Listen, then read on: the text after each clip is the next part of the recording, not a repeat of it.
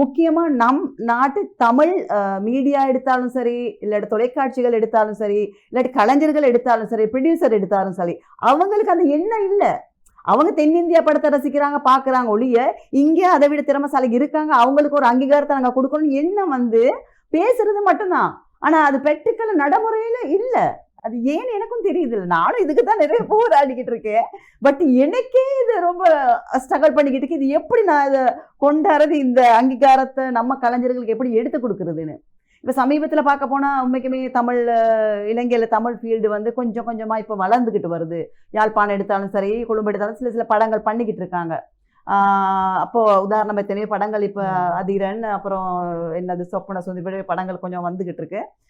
ஃப்யூச்சர்லேயும் நிறைய படம் பண்ணிக்கிட்டு இருக்காங்க. அது ரொம்ப ஹாப்பியாக இருக்குது, சந்தோஷமாக இருக்குது.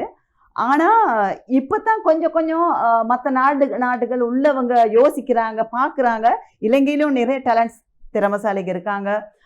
ஆனால் மேடை தான் இல்லை, ஃபைனான்ஷியலி தான் அவங்களுக்கு ஸ்ட்ரகலாக இருக்குது. அதே மாதிரி கதை எழுதுறவங்களோ, இல்லாட்டி கேமராவா, இல்லாட்டி ஆக்ட்ரஸா, இல்லாட்டி சிங்கிங்கா, இல்லாட்டி படம் எடுக்கிற டைரக்ஷனா, எல்லாமே இருக்காங்க.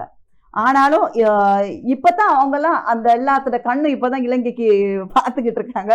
சரி, ஏதோ இலங்கையில் பண்ணுறாங்க, நாம் ஏதாவது ஒன்று பண்ணலான்னு யோசிச்சுக்கிட்டு இருக்காங்க. சிலவங்க செஞ்சுக்கிட்டு இருக்காங்க. ஆனால் அதுவும் 100க்கு 1 தான்.